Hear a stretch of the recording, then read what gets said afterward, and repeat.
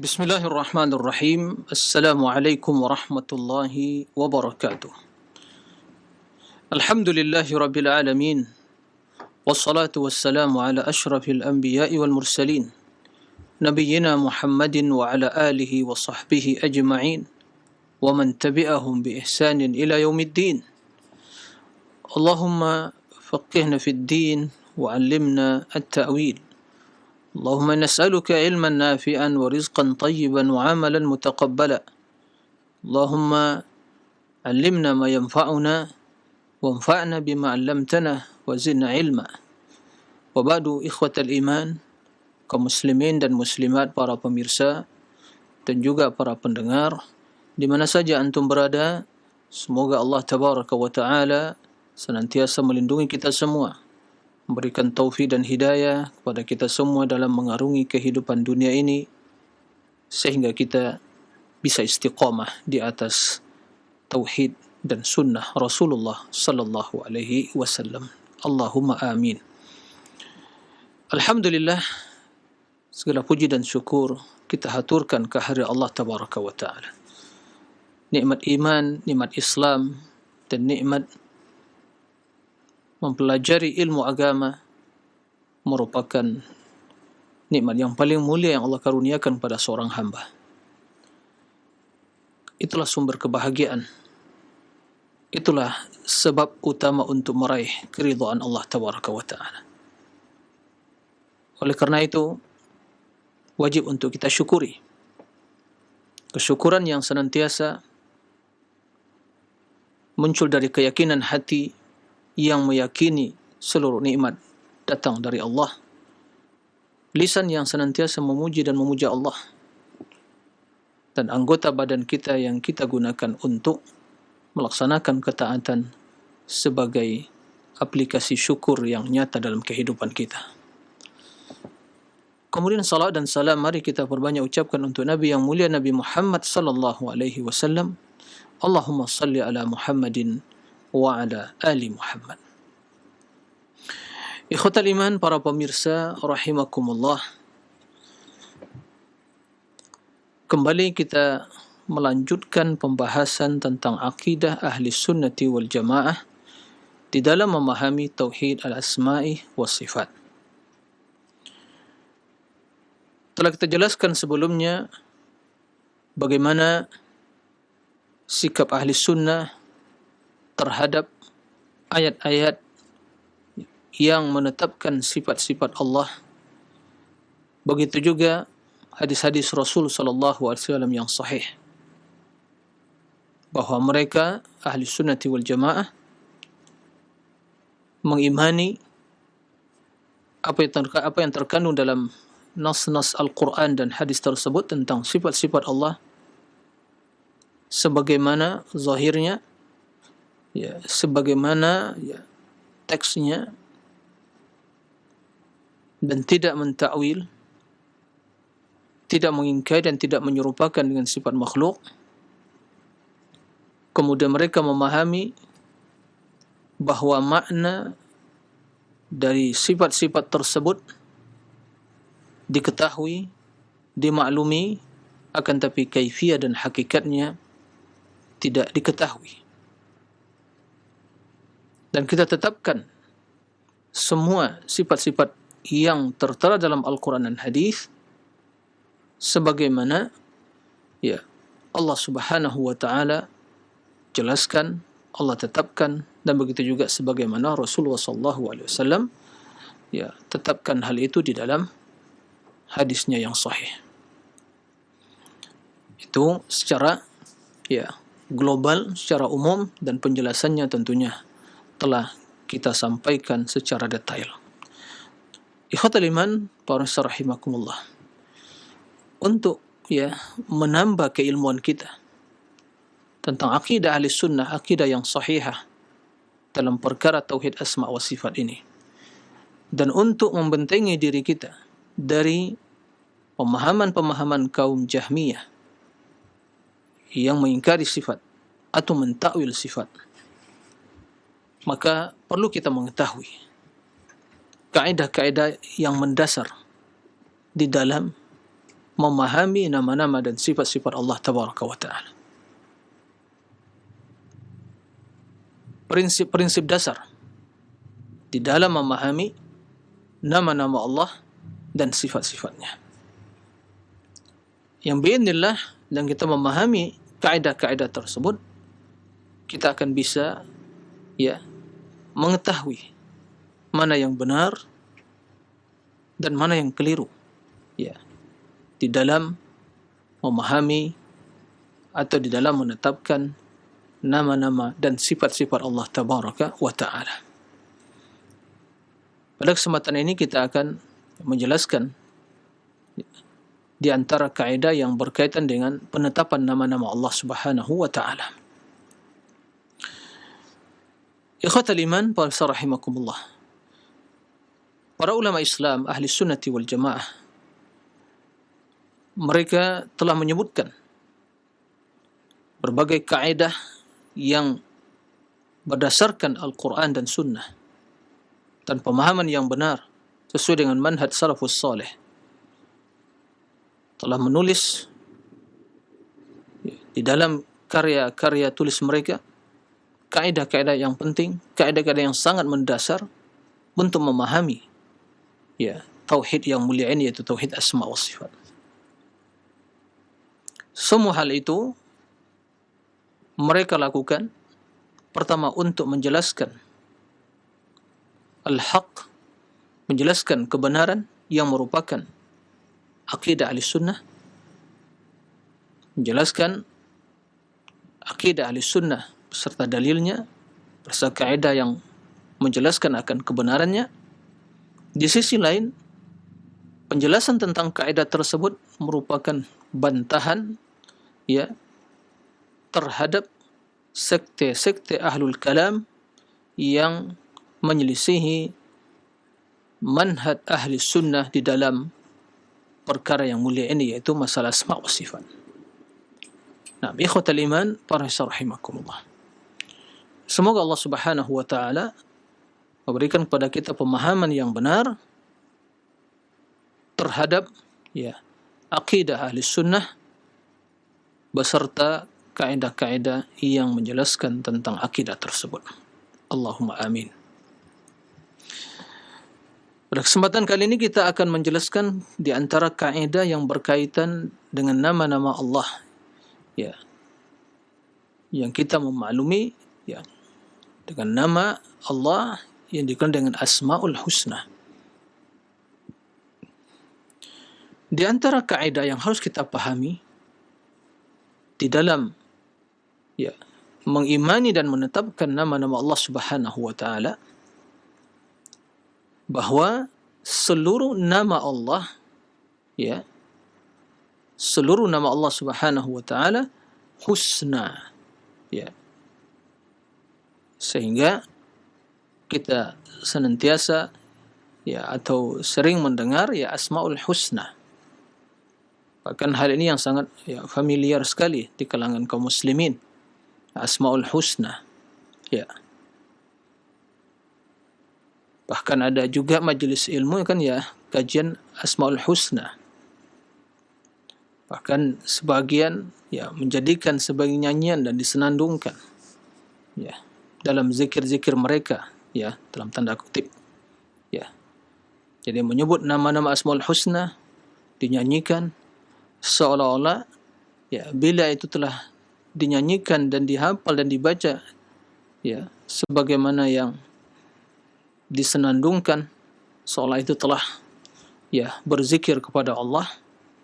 Nah, ini pembahasan yang lain, bukan itu yang kita bahas pada kesempatan kali ini. Tapi yang jelas itu bukanlah tuntunan Rasul seperti itu di dalam beribadah, berubudiyah dengan Asmaul Husna. Nah, kaidah ahli sunnah menjelaskan bahwa seluruh nama Allah itu husna. Asma'ullah kulluha husna.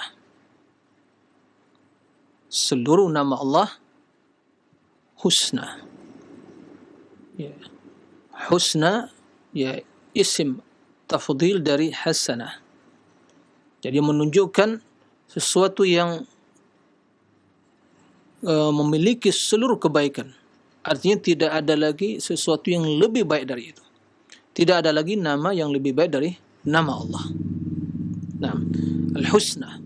Jadi nama-nama Allah Subhanahu wa taala adalah nama yang terbaik.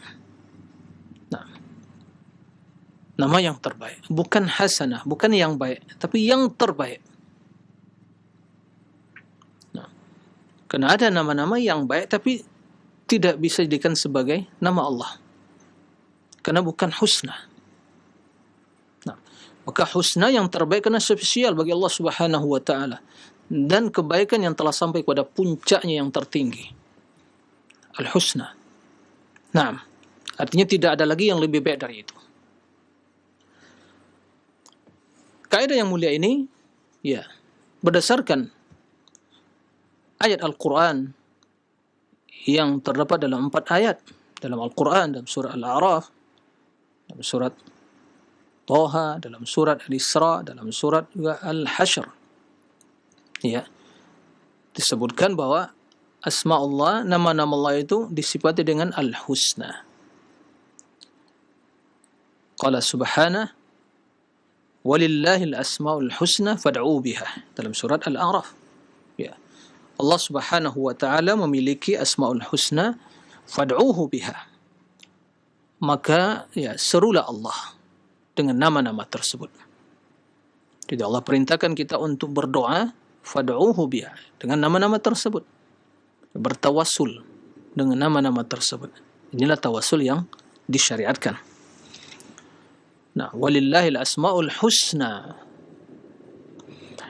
Di dalam ya ayat lain Allah Subhanahu wa taala juga menjelaskan, ya, dalam surah Al-Isra, qul ud'ullah aw ud'ur rahman ayyamma tad'u falahul asmaul husna. Katakanlah, ud'ullah, serulah Allah, berdoalah kepada Allah. Aw ud'ur rahman, atau serulah Ar-Rahman. Ar-Rahman adalah salah satu dari asmaul husna. Ayyamma tad'u, apapun yang kalian seru dari nama-nama Allah tersebut, falahul asmaul husna, maka Allah memiliki asmaul husna. Jadi baik kita menyeru ya Allah, ya Rabb, ya Rahman, ya Ghafur, ya, dari nama-nama ya asmaul husna tersebut, maka sesungguhnya kita adalah menyeru dan berdoa kepada Allah Tabaraka wa Ta'ala yang memiliki nama-nama tersebut. Dalam surat ya Toha, Allahu la ilaha illa huwa lahul asmaul husna. Allah Subhanahu wa Ta'ala ilah, la ilaha, tiada ilah yang berhak diibadati ya dengan hak, ya dengan benar, kecuali Dia, Allah yang Maha Esa. Ya, lahul asmaul husna, Dia memiliki asmaul husna. Karena Dia memiliki asmaul husna, maka Dialah ilah yang berhak diibadati, tiada sekutu baginya. Dalam surah Al-Hasyr Allah Subhanahu wa Ta'ala menjelaskan, Naam, wal khaliqul bari'ul musawwiru lahul asmaul husna. Dia Allah yang al-khaliq, menciptakan, al-bari, yang membentuk rupa, ya. Nah, al-bari juga menciptakan, al-musawwir yang membentuk rupa, ya, yang membentuk, musawwir. Kemudian lahul asmaul husna, Allah memiliki asmaul husna. Itulah ya ayat-ayat yang terdapat di dalam Al-Quran yang menjelaskan tentang asma Allah yang disifati dengan Al-Husna, Asmaul Husna. Taib. Jika ada yang bertanya, kenapa nama Allah Subhanahu wa Ta'ala disifati ya dengan Al-Husna? Kenapa tidak disebutnya Allah walahul asma fad'uhu biha? Allah memiliki asma, yaitu nama-nama. Kenapa disifati dengan Al-Husna? Nah, ini pertanyaan yang harus kita pahami dan harus kita ketahui jawabannya. Karena dengan mengetahui jawabannya, kita akan memahami kebenaran akidah Ahlussunnah dan ya pemikiran yang menyimpang atau pemahaman atau akidah yang menyimpang dari akidah Ahlussunnah yang hanya ya membaca nama tapi tidak mengetahui isi kandungan dan tidak menetapkannya. Nah, ini sangat penting sekali. Kenapa dinamakan Asmaul Husna? Ini pertanyaannya. Kenapa Allah sifati namanya dengan Al-Husna dalam 4 ayat? Ya. Dan Allah perintahkan kita untuk berdoa kepadanya dengan nama-nama tersebut. Jawabannya, karena nama-nama tersebut, nama-nama tersebut itu mengandung sifat-sifat Allah yang sempurna, yang tidak ada kekurangan, kecacatan, ya, kejelekan di dalam sifat-sifat tersebut. Ya. Baik dari sisi mungkin seorang ya mempersepsikan, yahtamil atau mempersepsikan kemungkinan ada ya, sesuatu makna yang tidak baik, sama sekali tidak ada.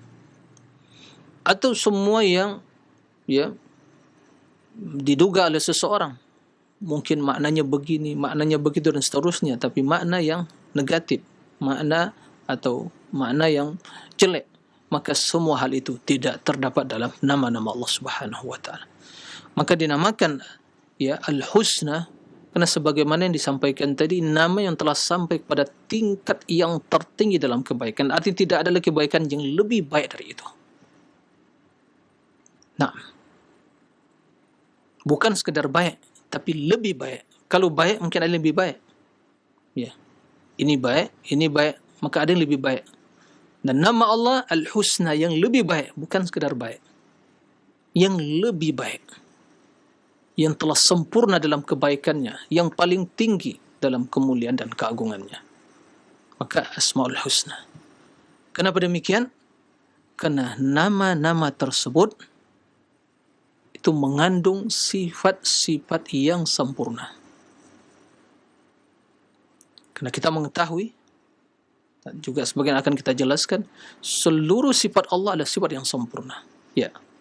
Makanya kalau ada sifat yang dari satu sisi sempurna dan di sisi lain tidak sempurna, ini tidak bisa dinisbatkan, tidak bisa ditetapkan secara mutlak kepada Allah. Ya. Karena sesungguhnya sifat Allah adalah sifat yang sempurna. Baik. Oleh karena itu, dari apa yang disampaikan tadi, para pemirsa, para pendengar, kaum muslimin sudah mungkin bisa memahami, ya. Sudah bisa memahami, berarti ya 99 nama yang kita kenal dengan Asmaul Husna tersebut, dan itu bukan ya jumlah atau membatasi jumlah pada 99 tersebut saja, tidak. Karena nama Allah itu banyak. Ya. Nama Allah itu banyak. Bukan sekadar 99 saja. 99 itu yang tertera dalam hadis, Al-Quran dan hadis, yang keutamaannya, kata Nabi SAW, barang siapa yang mengetahuinya ya, dan memahami kandungannya dan mengamalkan, maka dia akan masuk surga. Sebagaimana akan kita jelaskan insyaAllah dalam kaidah yang lain. Baik. Kenapa nama Allah itu disifati dengan Al-Husna? Ya. Karena setiap nama atau seluruh nama tersebut mengandung ya sifat yang sempurna. Itulah maknanya. Jadi mengandung makna yang terbaik, dan makna yang terbaik itu itulah sifat-sifat Allah yang sempurna. Tiada kekurangan dan kejelekan ya sedikit pun di dalam makna dan sifat tersebut. Mudah-mudahan bisa dipahami. Baik. Berarti 99 nama tersebut menunjukkan kepada apa? 99 sifat. Berarti sifat Allah banyak ya Ustaz? Iya, nah banyak. Bukan hanya 10 tambah 10. Ya. Berarti sifat Allah banyak. Ya. Karena seluruh nama tersebut menunjukkan kepada sifat. Karena nama tersebut mengandung sifat-sifat yang sempurna. Ya. Ini kaidah yang kita pahami. Kenapa namakan Asmaul Husna? Kalau seandainya nama tersebut tidak mengandung sifat-sifat yang sempurna, maka tidak namakan husna.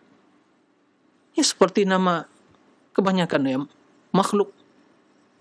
Ya, memiliki nama, tapi nama tidak menunjukkan pada hakikat, pada eksistensi yang sesungguhnya.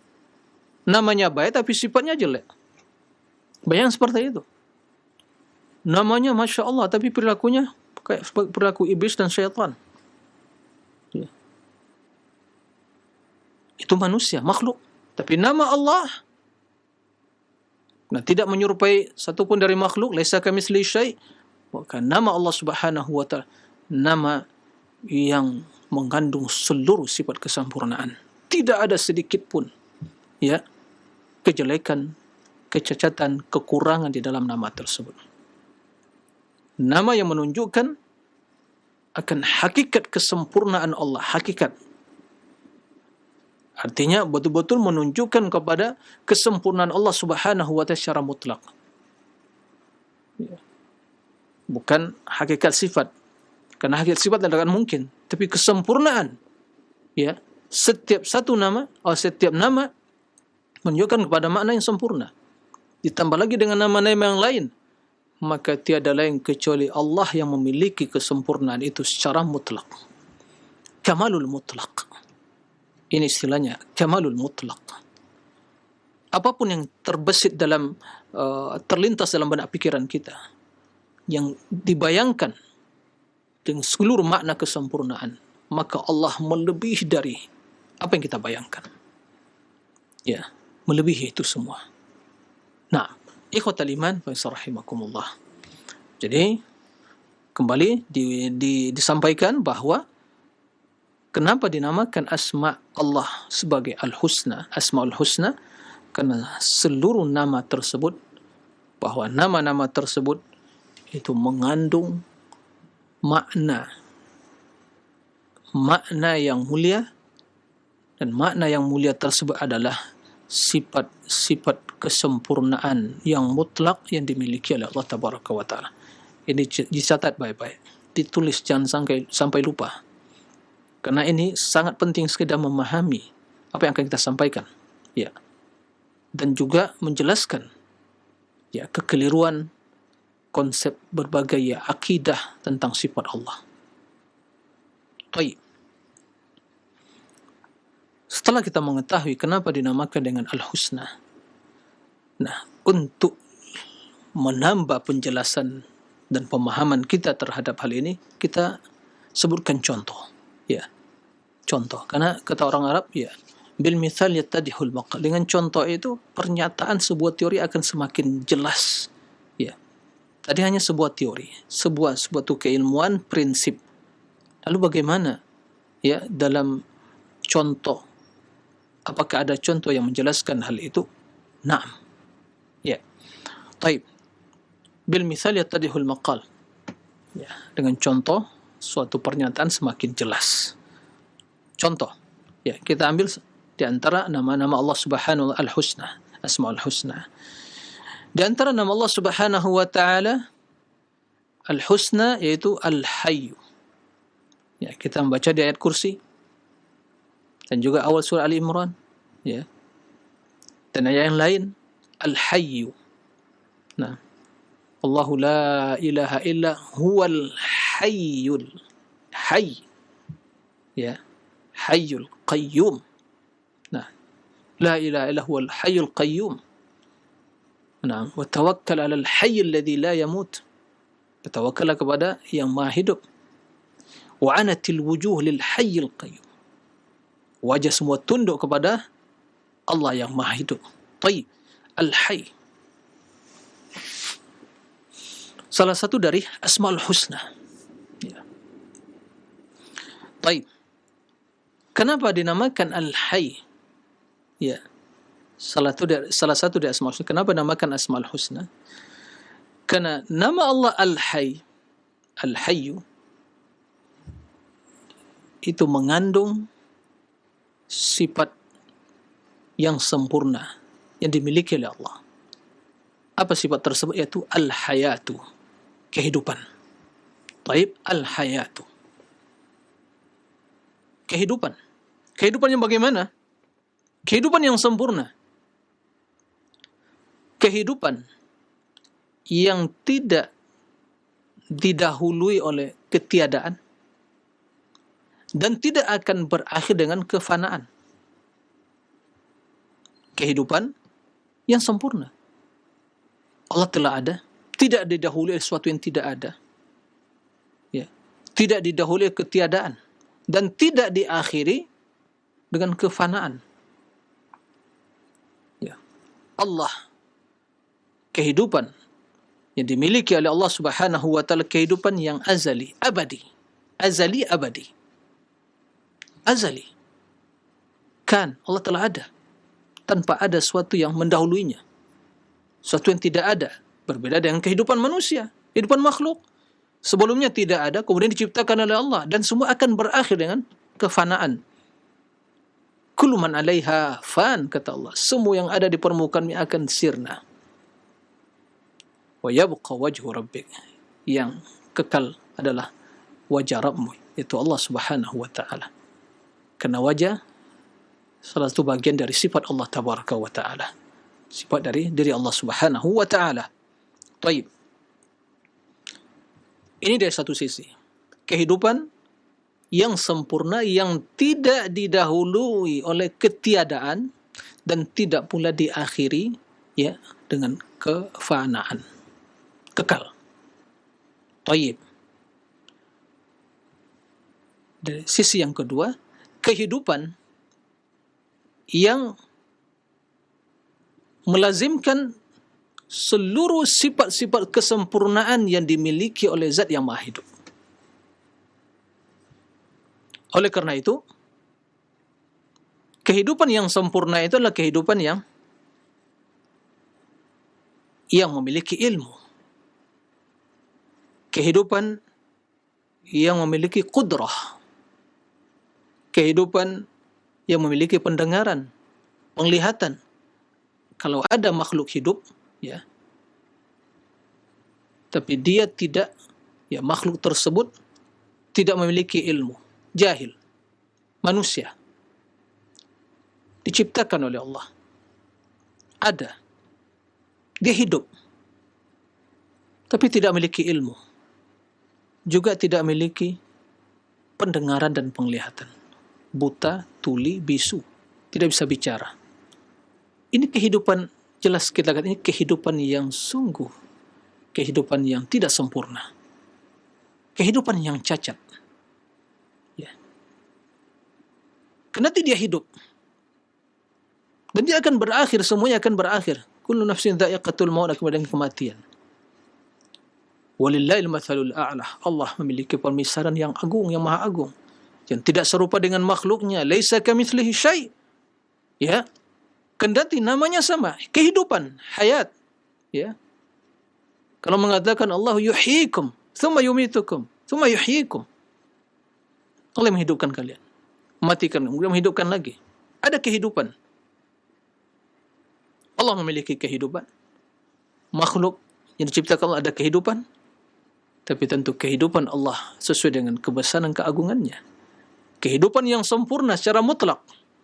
Kehidupan manusia sesuai dengan keterbatasannya, kelemahannya, kefakirannya, kefanaannya, semua akan berakhir. Nama sama, hayat, kehidupan, tapi hakikat berbeda.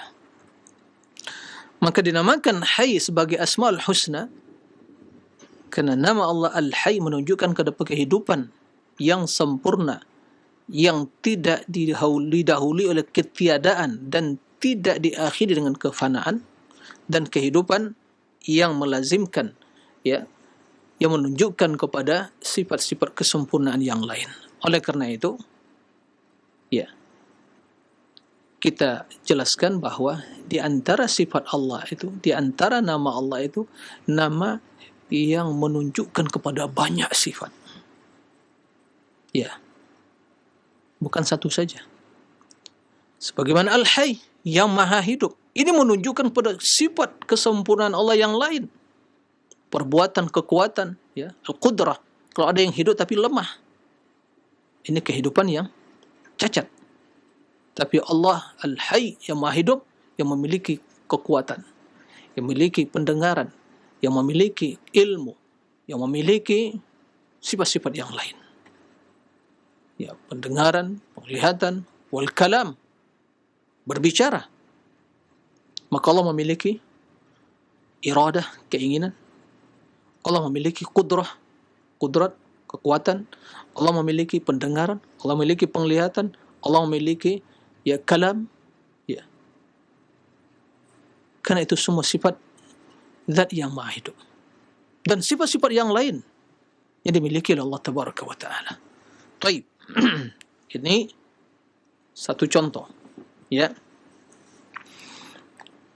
Kembali kita sebutkan kata kuncinya pembahasan kita sekarang ini adalah seluruh nama Allah menunjukkan kepada sifat yang sempurna.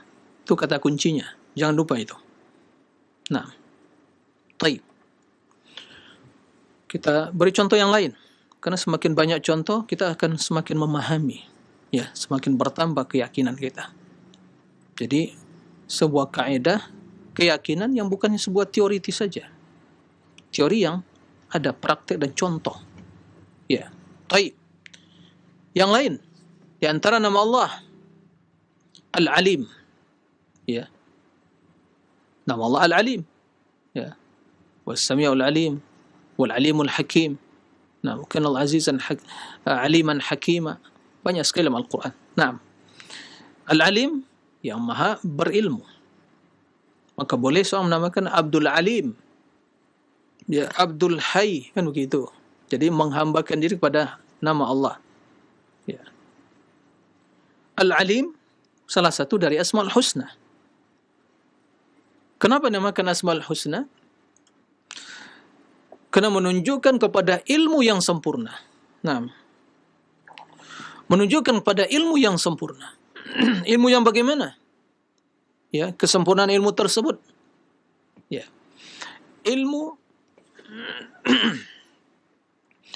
ilmu yang tidak didahului oleh kejahilan. Ya. Dan ilmu yang tidak akan berakhir dengan kelupaan. Jadi, tidak didahului oleh kejahilan dan tidak akan berakhir dengan lupa. Ilmu yang Allah berikan kepada manusia karena makhluk yang sebelumnya mereka jahil. Nah, Allah yang mentakdirkan kita dilahirkan dari rahim ibu kita tidak mengetahui sesuatu. La ta'lamuna syai'an, begitu kata Allah. Kita tidak mengetahui sesuatu. Kemudian diberi Allah fasilitas sarana. Diberi mata, ya, diberi telinga, akal untuk mencerna, menganalisa, ya, memperhatikan, memahami. Kemudian secara berangsur-angsur mereka memiliki keilmuan. Mulai bisa membaca, mulai bisa menulis, kemudian terus membandingkan, melihat, semua itu ya pintu masuk untuk ilmu tadi. Ini mata melihat, memperhatikan, telinga mendengar, akal memahami, terus terjadi sinkronisasi. Jadi sebuah pengetahuan, menghafal dan seterusnya. Taib, itu proses ilmu manusia, dia belajar. Nah, maka jika tidak belajar dia akan tetap jahil. Taib. Kemudian bila mereka telah sampai batas umur semakin tua, ya, terkadang sebagian sampai kepada umur pikun yang tidak mengetahui sesuatu lagi, seperti sedia kala waktu mereka masih bayi dan kecil. Na'udzubillah min dzalik. Begitu ilmu manusia. Adapun ilmu Allah Tabaraka wa Ta'ala, ilmu yang al-kamil, ilmu yang sempurna. Ilmu al-wasi', dua. Ilmu yang sempurna dan ilmu yang wasi', yang luas. Ya. Ilmu yang bagaimana? Ya'lam makan.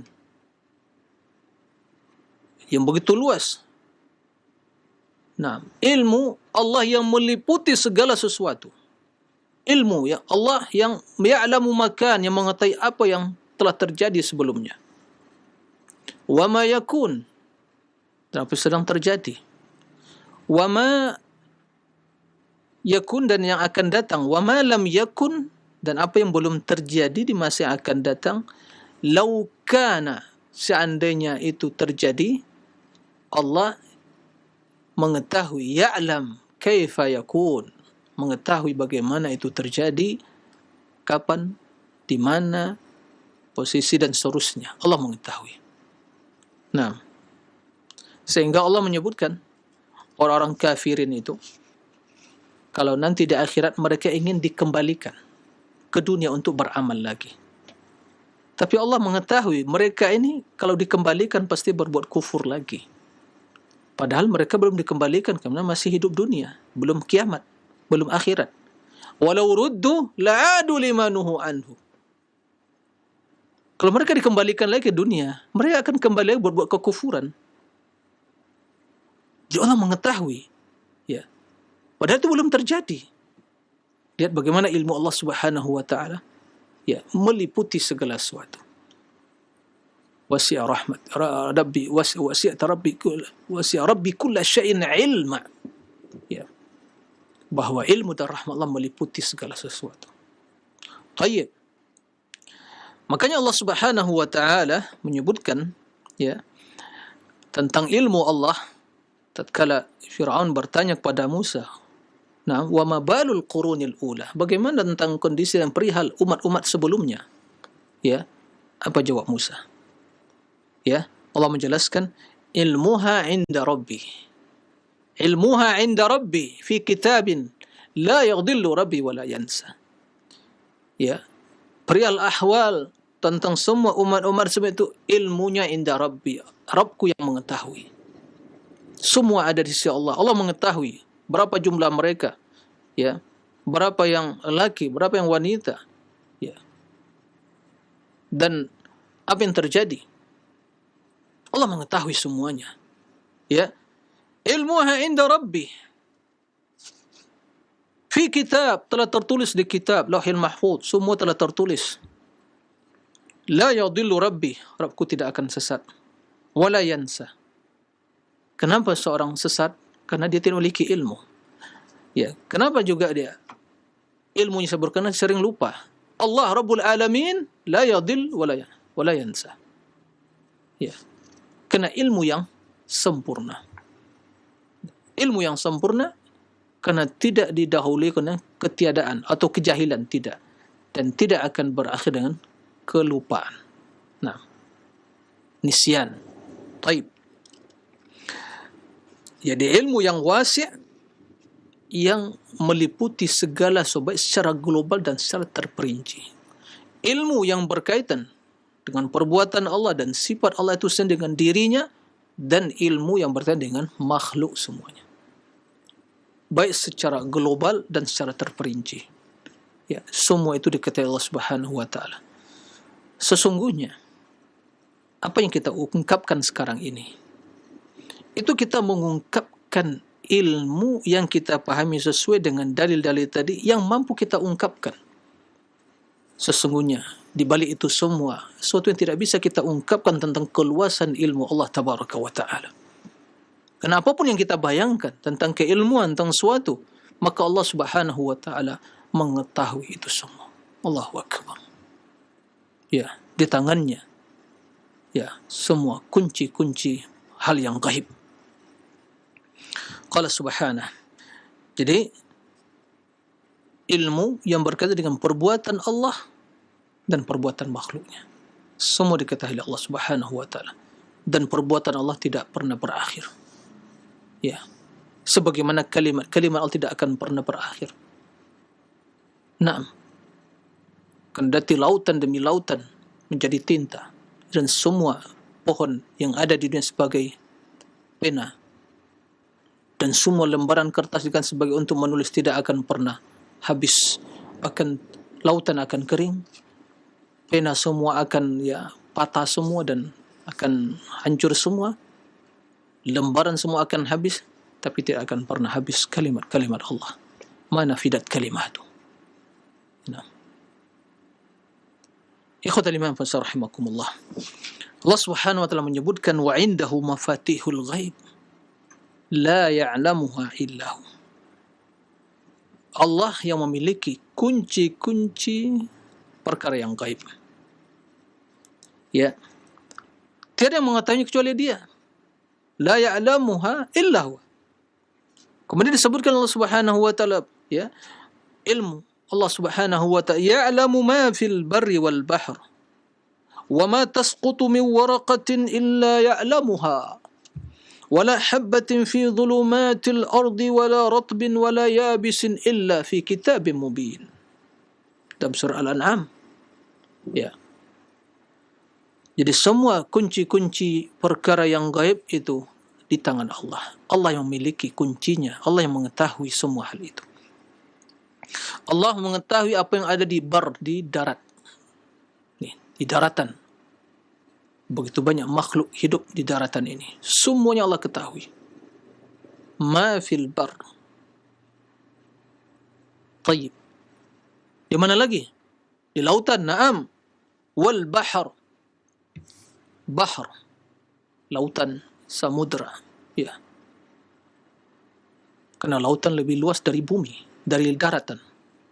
Nah, dan apa yang ada di laut tersebut, ya, berbagai jenis ikan, berbagai hewan yang ada, ya, intan berlian atau mungkin berbagai, ya, perhiasan yang ada di lautan tersebut, karang-karang yang begitu indah, ya, bagaikan, ya, pohon dan tanaman yang ada di daratan.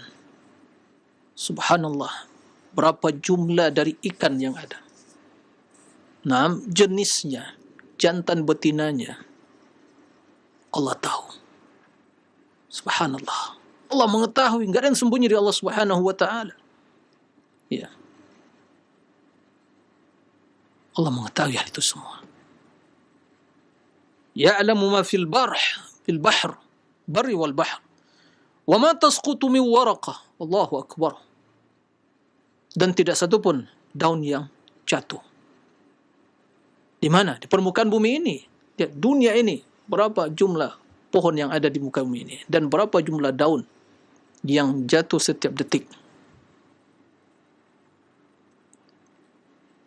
Wa ma min waraqatin. Satu pun, ya, daun yang jatuh. Illa ya'lamuha. Kecuali Allah mengetahui hal itu. Inilah yang ilmu Allah al-wasi'. Ini ilmu Allah yang wasi', ilmu yang maha luas. Nah, tidak ada yang tersembunyi dari ilmu Allah Subhanahu wa ta'ala. Karena Allah al-alim. Kemudian, wala habbatin, dan biji-bijian yang ada fi zulumatil ardi, dalam perut bumi. Ya, petani, ya, menanam benih, ya, menebarkan benih dan biji-bijian yang lain, kemudian tertutup oleh tanah, zulumatil ard, dalam tanah. Petani tidak tahu apakah akan tumbuh atau tidak. Allah yang mengetahui mana biji-bijian dan benih tersebut yang akan bisa tumbuh. Ya. Wala ratbin wala yabis, mana yang mungkin masih basah dan kering. Kalau kering berarti tidak bisa tumbuh. Mana yang basah masih bisa hidup. Ya. Kemudian begitu yang basah tadi mau hidup, tumbuh dengan seni terbuka. Ya. Padahal itu tertutup. Ya. Oleh tanah, oleh bumi tadi tertutup. Tapi begitu telah muncul, Allah izinkan akan tumbuh bijian tersebut, itu akan terbuka sendiri. Dia akan, ya, keluar, muncul. Subhanallah. Allah mengetahui berapa jumlah biji-bijian, ya, dan juga benih yang ditanam oleh petani di permukaan bumi ini. Ya, bijian yang ada di perut bumi. Allah mengetahui mana yang kering, mana yang basah, mana yang akan tumbuh, mana yang tidak bisa tumbuh. Ya. Subhanallah. Ya. Subhanallah. Illa fi kitabim mubin. Semua itu telah tertulis di kitab yang nyata, yaitu Lauhil Mahfuz. Dan semua yang tertulis di Lauhil Mahfuz itu telah diketahui oleh Allah. Makanya Allah tulis dengan perantara pena. Karena Allah ciptakan pena, kemudian diperintahkan uktub. Pena bertanya, apa yang aku tulis ya Allah? Uktub maqadir al-khalaiq ila qiyamis sa'ah. Tulis semua takdir makhluk ini sampai hari kiamat. Nah,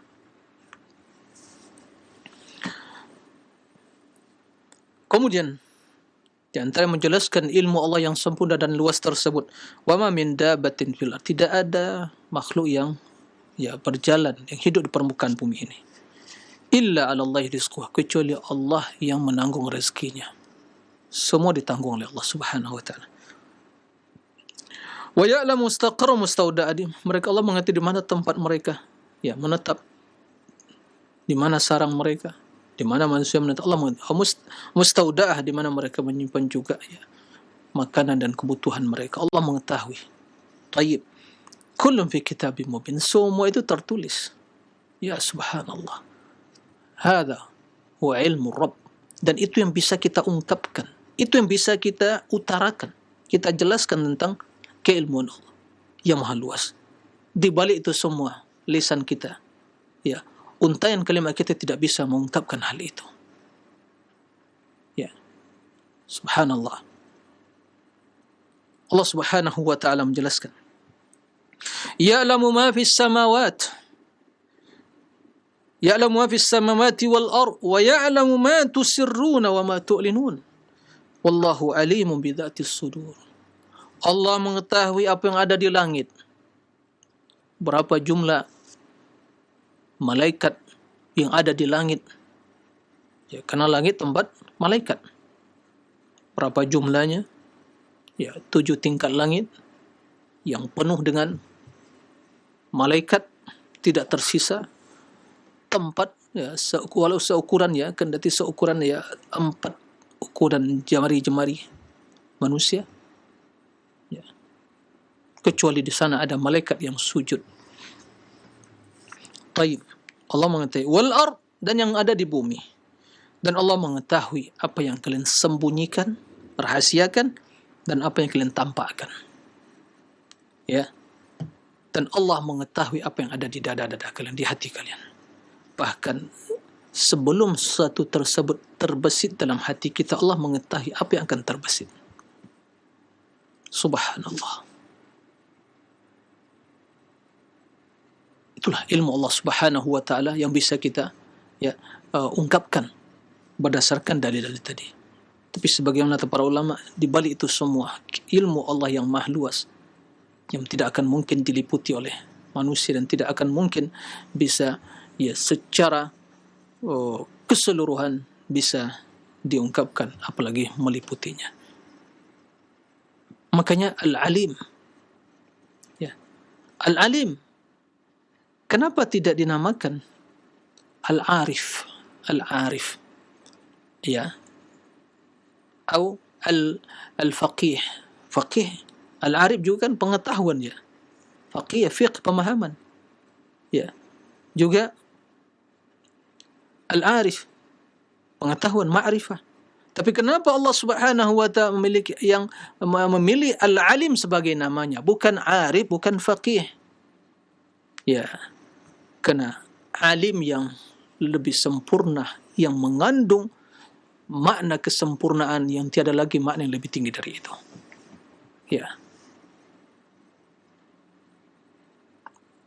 Karena arif, ma'rifah dan fiqh masih ada keterbatasan. Tapi al-ilm, al-alim, ini sudah makna ilmu yang sampai pada puncak kesempurnaan dan keluasan yang tiada lagi yang lebih sempurna dan lebih luas dari itu. Subhanallah. Itu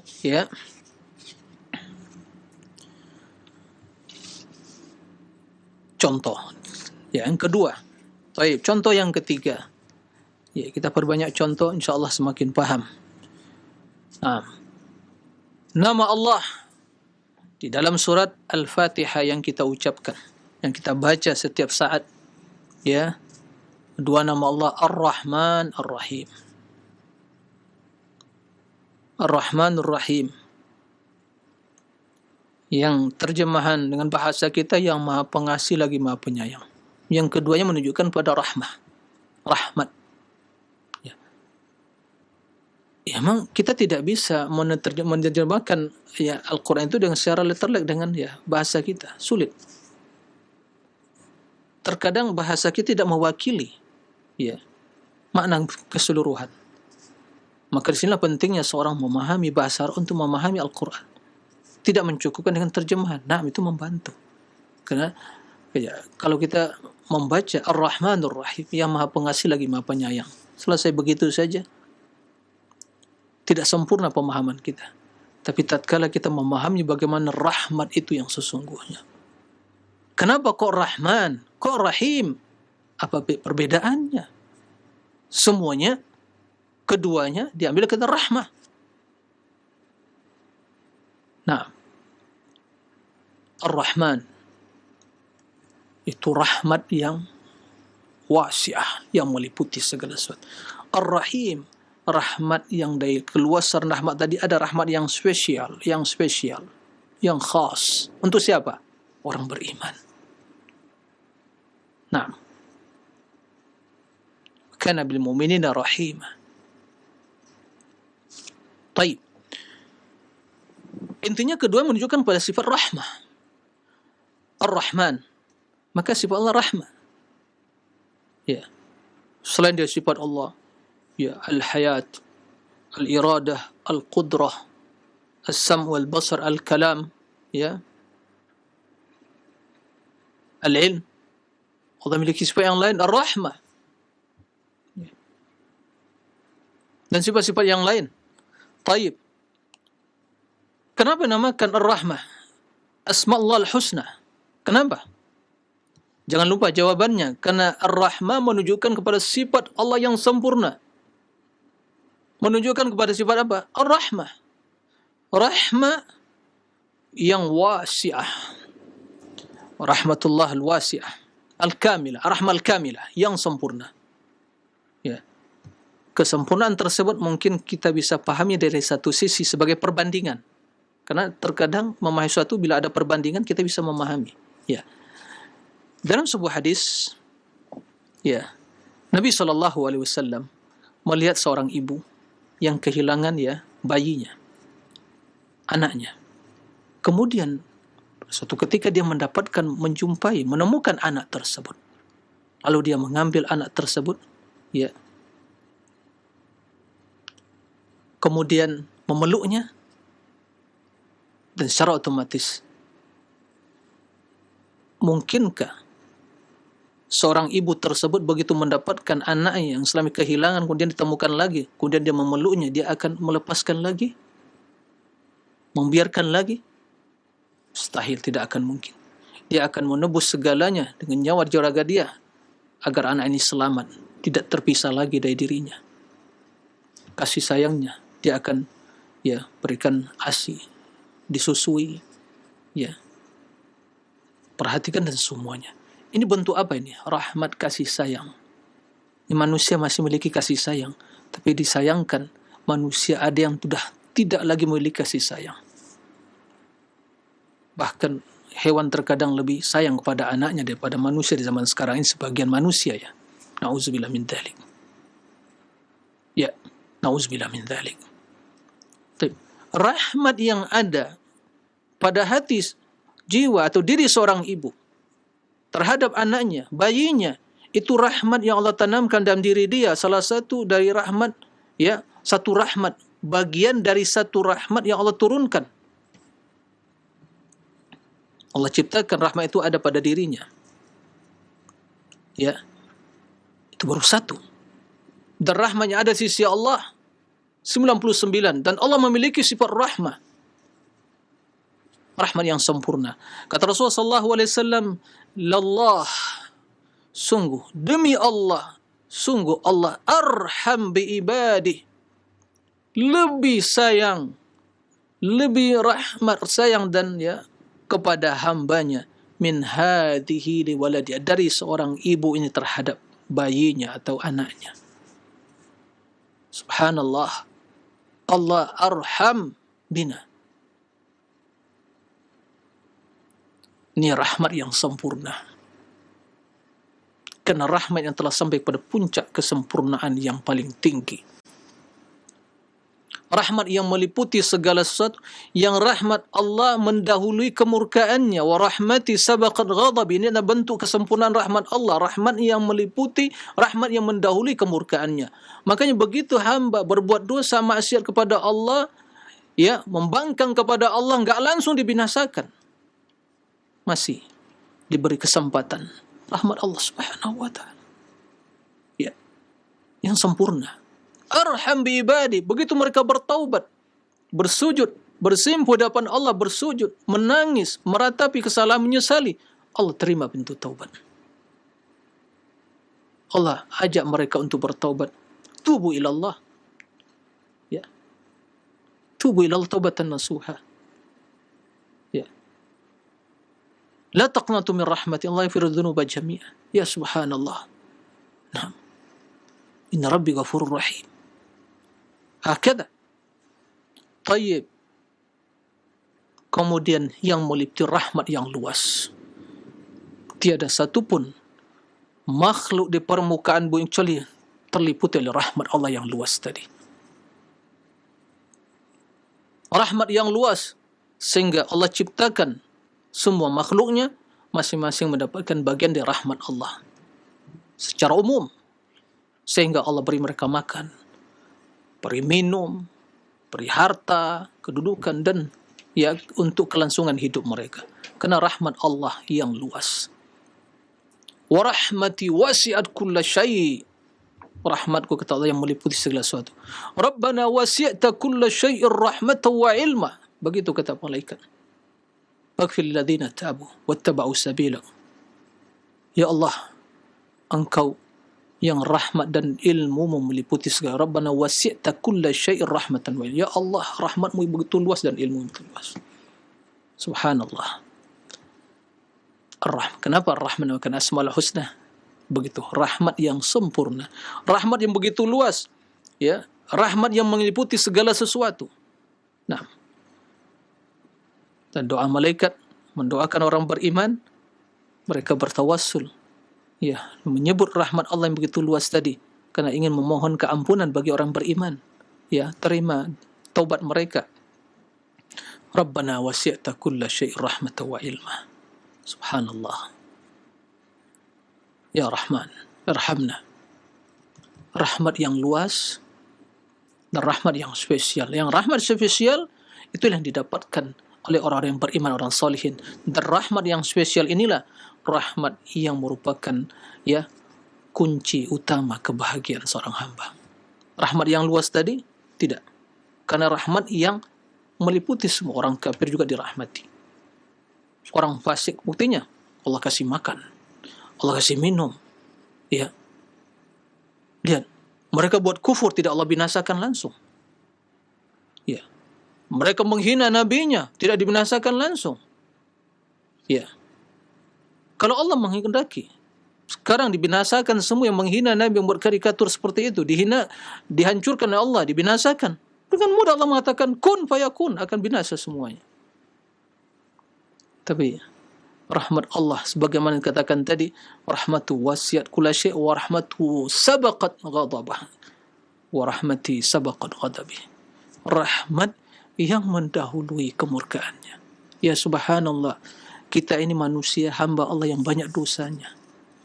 Ya, masing-masing tahu. Bahkan mungkin telah lupa apa yang dia kerjakan. Tapi Allah tidak akan pernah lupa. Tertulis semuanya. Ya. Begitu banyak dosa kita. Ya, tampak dan tersembunyi, besar dan kecilnya. Ya. Apakah Allah langsung memberikan sanksi dan azab kepada kita? Seandainya Allah turunkan azab seketika langsung, ya, berbuat dosa dan maksiat, enggak ada yang tersisa di permukaan bumi ini. Mataraka ala wajil ardi syai'. Tidak akan ditinggalkan di permukaan bumi, akan binasa semuanya, dan mereka tidak akan bisa hidup secara normal. Kenapa? Karena terlihat, apalagi kalau seandainya, ya, sanksi dari dosa tersebut mengeluarkan, ya, aroma yang jelek, yang busuk. Mana ada orang yang akan bisa keluar, berjalan? Mana ada orang yang akan bisa mendekati seseorang, bergaul? Karena terbau busuk. Busuk. Nah. Tapi Allah Subhanahu wa ta'ala tidak jadikan hal itu. Ya. Subhanallah, rahmat Allah Subhanahu wa ta'ala. Ikhwatal iman, Pak rahimakumullah. Itu baru 3, ya, 3 nama, ya, Al-Hayy, Al-Alim, Ar-Rahman. udah 1 jam kita bicara tentang masalah itu, belum selesai. Sebagai kesimpulan, pelajari Asmaul Husna, ya, pahami maknanya, dihafal, tapi jangan dinyanyikan. Nggak bermanfaat dinyanyikan kalau nggak dipahami maknanya. Diulang-ulang terus tapi nggak paham maknanya, nggak bermanfaat. Ya, pahami. Bisa dikuasai, dihafal, bagus. Tapi yang lebih utama diketahui makna, diketahui ini Asmaul Husna. Terlebih dari itu semua, makna sifat yang sempurna yang terkandung dalam diimani, diyakini, jangan diingkari atau ditakwil. Contoh nama Allah Subhanahu wa taala tadi Ar-Rahman. Ya, sifat Allah Ar-Rahmah. Tambahkan itu. Sifat yang 7 tadi tambahkan sifat yang lain. Allah memiliki kehidupan, al-hayat, al-irada, al-qudra, as-sam, al-basar, al-ilmu, as-sam wa al-kalam. Tambah yang lain Ar-Rahmah. Apa lagi? Al-khalq. Tambah lagi yang lain. Kenapa? Karena semua Asmaul Husna tadi menunjukkan pada sifat. Ya, diimani semua. Belum sifat-sifat yang lain yang ada pada diri Allah Subhanahu wa taala.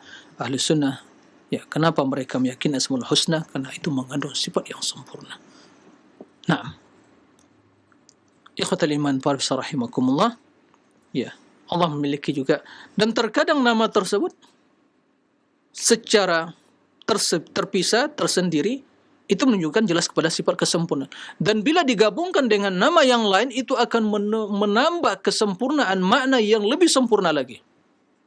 Berarti al-kamal fauqal kamal, kesempurnaan di atas kesempurnaan. Jika satu sifat saja, satu nama saja menunjukkan kepada makna yang sempurna, ditambah dengan, digabungkan dengan nama yang lain, menunjukkan kepada kesempurnaan yang lain, sehingga digabungkan menjadi sempurna di atas sempurna. Kamal fauqal kamal, kamal fauqal kamal, sempurna di atas kesempurnaan yang mutlak. Contoh, sering Allah menyebut dalam Al-Quran Al-Azizul Hakim. Al-Aziz, izzah, yang memiliki izzah, walillahil izzah, keagungan, kemuliaan. Al-Hakim, hikmah dan hukum. Dan ini sedang digabungkan Allah Subhanahu wa taala. Karena demikian, karena izzah, keagungan Allah, kemuliaan Allah, perkasaan Allah, itu tidak akan menyebabkan Allah itu berbuat hal yang bertentangan dengan hikmah. Selalu disertai dengan hikmah. Berbeda dengan izzah, keagungan, sebagian mungkin yang relatif dimiliki manusia sering berbuat zalim, keluar dari batasan hikmah, bijak. Mentang-mentang punya kedudukan, orang kaya atau dudukan, ya, dia berbuat seenaknya, berbuat semena-mena. Karena merasa, ya, memiliki kedudukan, ya, memiliki sesuatu, maka dia berbuat zalim. Nah, akhadhatul izzatu bil itsm. Izzah dia itu menyebabkan dia berbuat dosa. Tapi Allah, izzah selalu disertai dengan hikmah. Dan hikmah Allah, hikmah yang agung yang disertai dengan izzah. Maka tatkala digabungkan izzah dengan hikmah adalah kamal fauqal kamal, kesempurnaan di atas kesempurnaan tadi. Walillahil asmaul husna. Ya, itu mungkin yang bisa pada kesempatan ini untuk disampaikan karena waktu yang sangat membatasi. Sesungguhnya kalau kita kaji satu persatu 99 nama tadi, ya tentu, ya, berapa jam yang harus kita butuhkan? 99 jam. Nah, silakan dikalikan berapa itu pertemuan yang harus kita, ya, harus gunakan untuk mengkajinya. Ya, mudah-mudahan yang sedikit ini menjadi pegangan kita, landasan kita untuk bisa memahami nama-nama yang lain. Demikian, wallahu a'lam. Nah, baik, syukran jazakallahu khair. Barakallahu fiik para ustaz yang sudah memberikan materi yang insyaallah bermanfaat bagi kita semua, dan mudah-mudahan ini menjadikan keyakinan kita menjadi keyakinan yang lurus mengenai akidah Ahlussunnah wal Jamaah ini dalam asma wa sifat. Baik, untuk selanjutnya kami buka sesi interaktif, sesi soal jawab. Bagi Anda yang ingin bertanya silahkan. Baik, yang pertama Ustaz, ada pertanyaan dari penanya, dari Abdullah di Faki Pinrang, Sulawesi Selatan. Assalamualaikum warahmatullahi wabarakatuh. Ya Ustaz, bagaimana akidah seseorang yang meyakini bahwa yang pertama kali Allah ciptakan sebelum menciptakan makhluk lain ialah Nur Muhammad, sehingga mengimani bahwa Muhammad itu secara hakiki sebagai nabi awal sekaligus sebagai nabi terakhir. Bahkan diriwayatkan katanya ketika Nabi Adam menikah dengan Hawa, maharnya adalah mengucapkan 2 kalimat syahadat. Bagaimana pendapat hal ini Ustaz? Mohon penjelasannya. Barakallahu fikum. Baik. Terima kasih atas pertanyaan. Ya. Sebagian pertanyaan membuat kita sedikit tersenyum ya. Karena di antara ada yang betul hal-hal yang aneh gitu ya. Tapi suatu sisi kita juga terdiam. Kenapa? Karena ada orang-orang yang meyakini seperti itu. Ini yang mengherankan kita. Ya. Di mana landasannya? Sumbernya? Nggak tahu. Keyakinan turun-temurun. Nggak jelas landasannya. Sumbernya. Kadang ada hadis palsu. Ya. Subhanallah.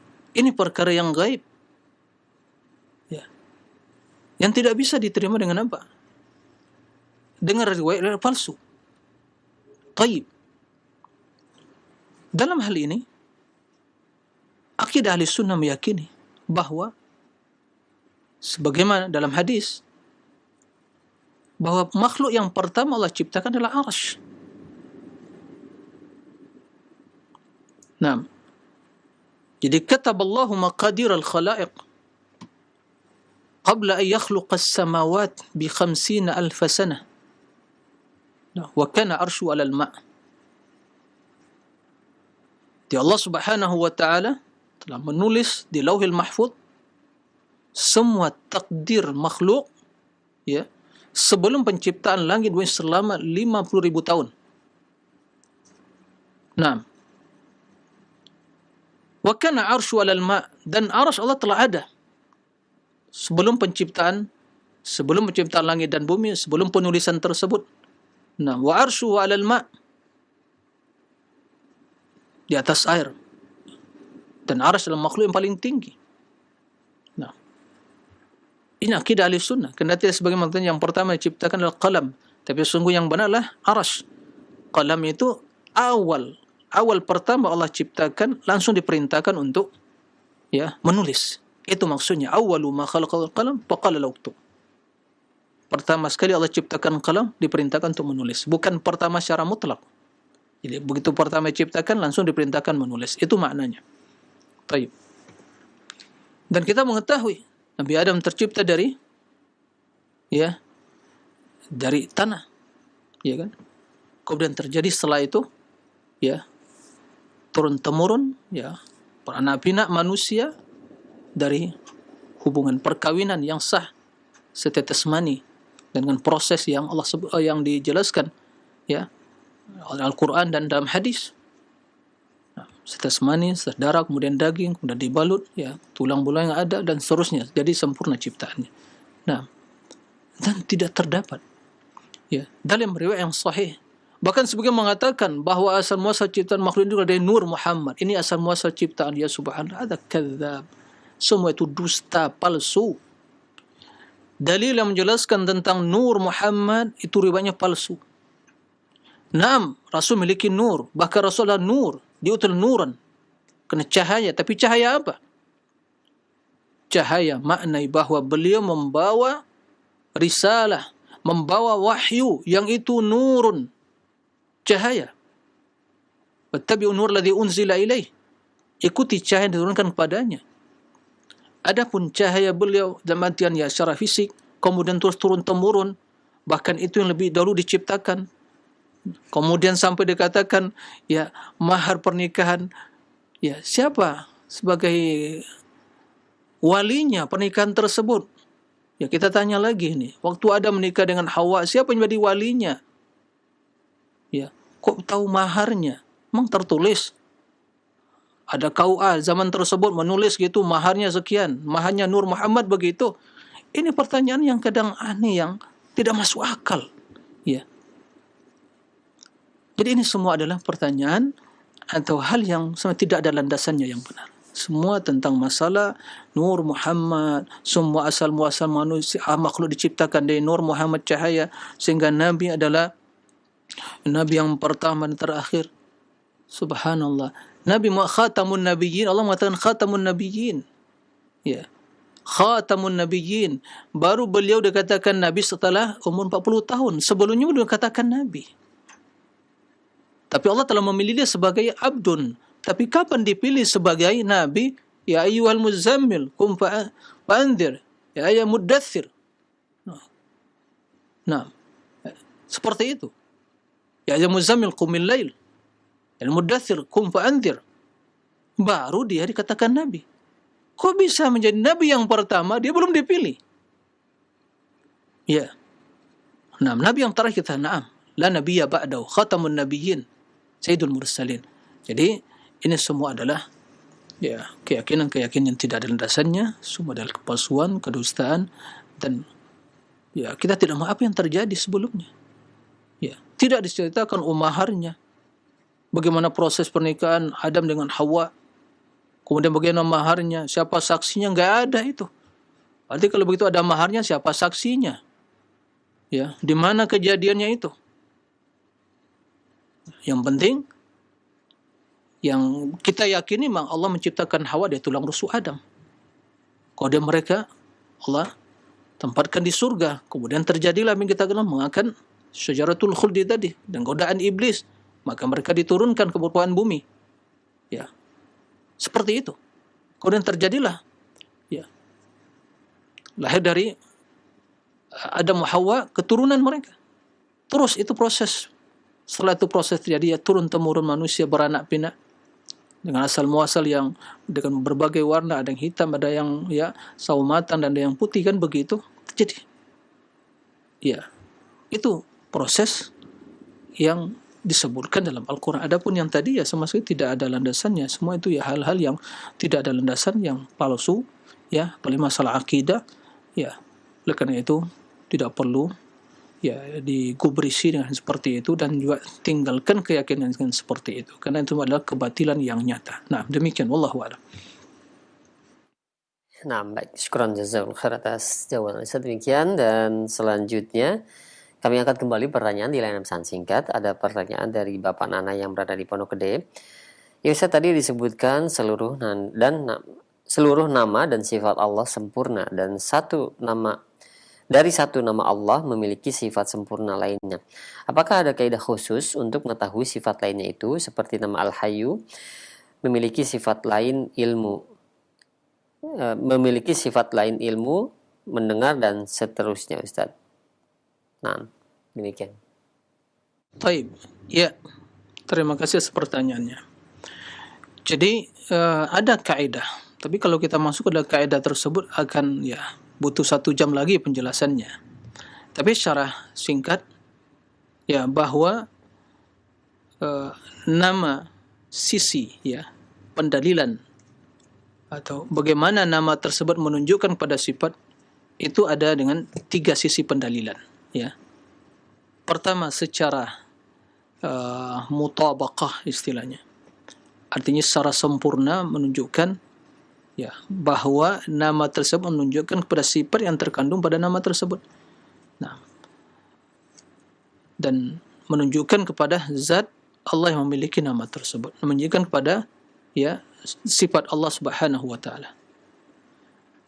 Dan ada sisi pendalilan al-lawazim atau iltizam, artinya suatu nama menunjukkan kepada nama yang lain, yaitu merupakan sebuah konsekuensi dan kelaziman. Seperti yang disampaikan tadi. Ya. Allah Subhanahu wa taala ya Maha hidup, dan Maha hidup, kehidupan yang sempurna tadi ya, bila kita pahami hakikat kehidupan yang sempurna, itu pasti menunjukkan kepada sifat-sifat yang lain. Karena mustahil yang hidup ya secara logika, sebagai perbandingan, walillahil matsalul a'la, Allah memiliki permisalan yang lebih dari apa yang kita bandingkan, tapi ini sebagai pendekatan ya, bagaimana kita menjelaskan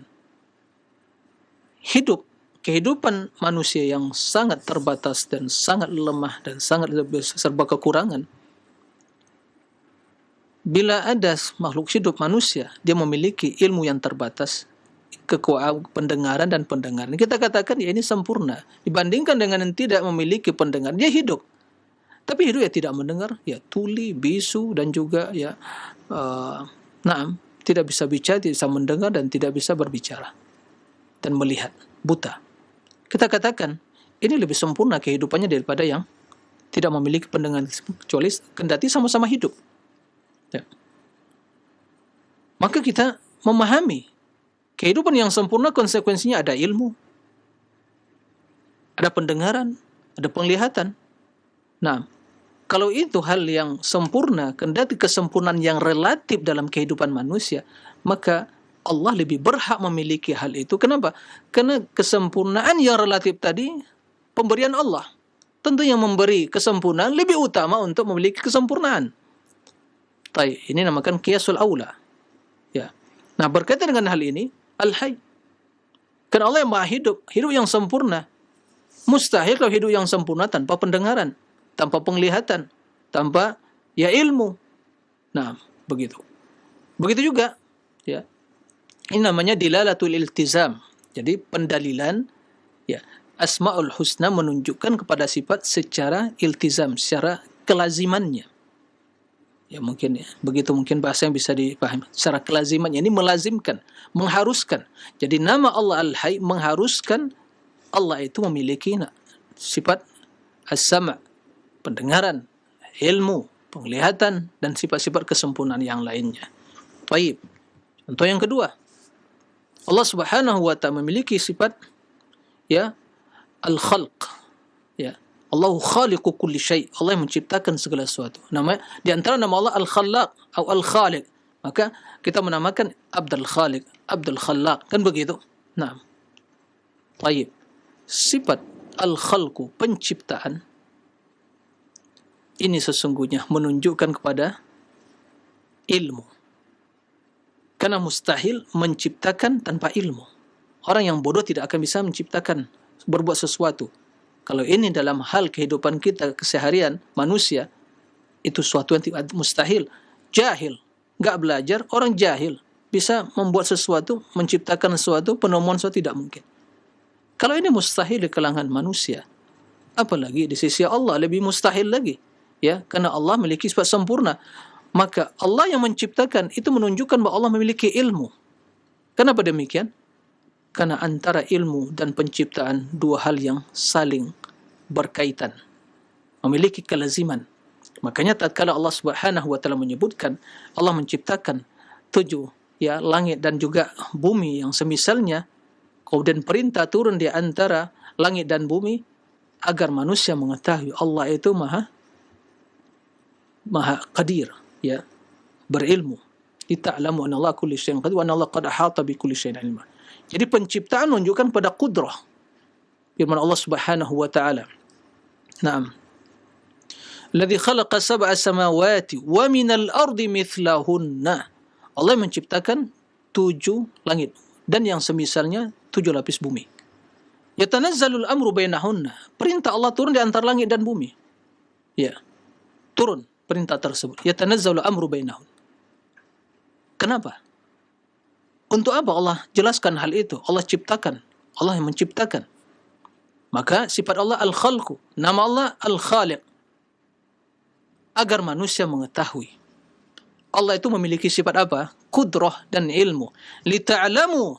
Intabi, perhatikan. Lita'lamu ini menjelaskan keutamaan mempelajari Asmaul Husna. Ya, lita'lamu agar kita mengetahui. Ya. Lita'lamu agar kalian mengetahui annallaha ala kulli syai'in qadir. Allah itu maha kuasa atas segala sesuatu. Nama Allah Al-Qadir dan sifatnya Al-Qudrah. Wa annallaha qad ahata bi kulli syai'in ilma. Dan ilmu Allah meliputi segala sesuatu. Maka sifat al-khalqu yang diambil dari nama Allah Al-Khaliq atau Al-Khalaq itu menunjukkan pada kudrah, kepada ilmu, Begitu juga sifat-sifat yang lain. Al-Majid, As-Samad, ya, Al-Hamid. Al-Hamid. Kenapa Allah dipuji? Karena Allah memiliki seluruh kesempurnaan. Al-Majid, keagungan luas. Ya, As-Samad, yang tempat bergantung. Karena Allah memiliki semua kesempurnaan sifat tersebut, maka makhluk ini hanya bergantung padanya. Jadi ini di antara kaedahnya, insyaAllah mungkin akan kita jelaskan pada pembahasan-pembahasan yang selanjutnya. Nah, demikian. Wallahu a'lam.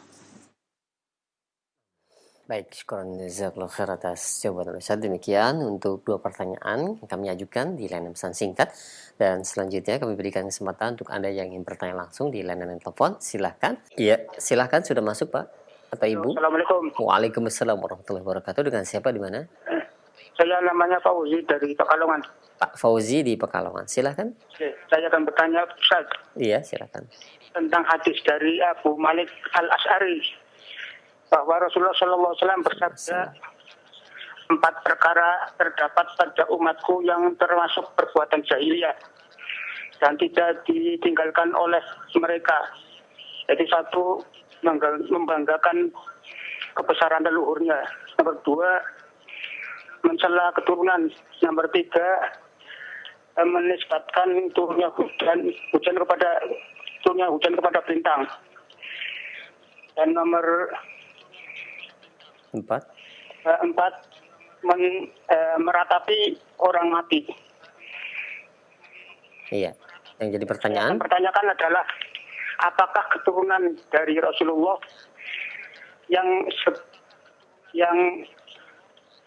sebagian mereka membanggakan dirinya dari leluhurnya, itu termasuk terkena hadis tersebut, Ustaz?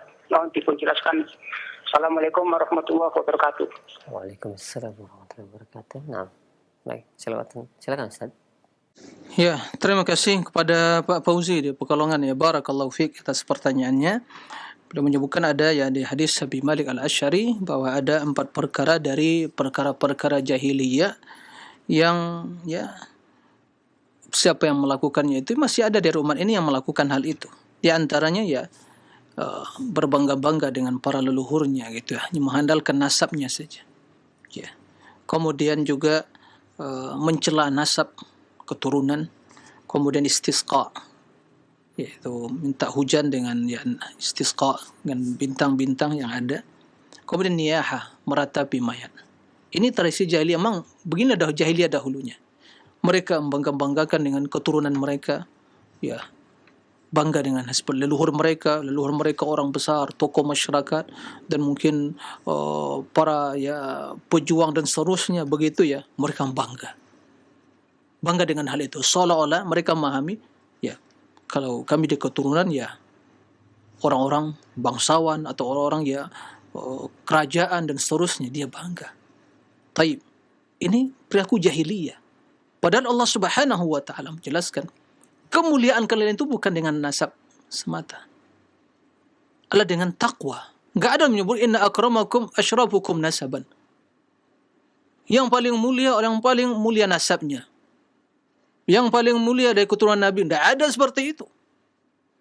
Allah mengatakan, inna akramakum indallahi atqakum. Yang paling mulia adalah yang bertakwa. Maka Rasul yang paling mulia, kenapa? Inni wallahi la akhsyakum wa atqakum lillah. Yang paling takut dan paling berilmu takut kepada Allah Subhanahu wa taala. Nah, maka keturunan tidak bisa menyelamatkan seseorang.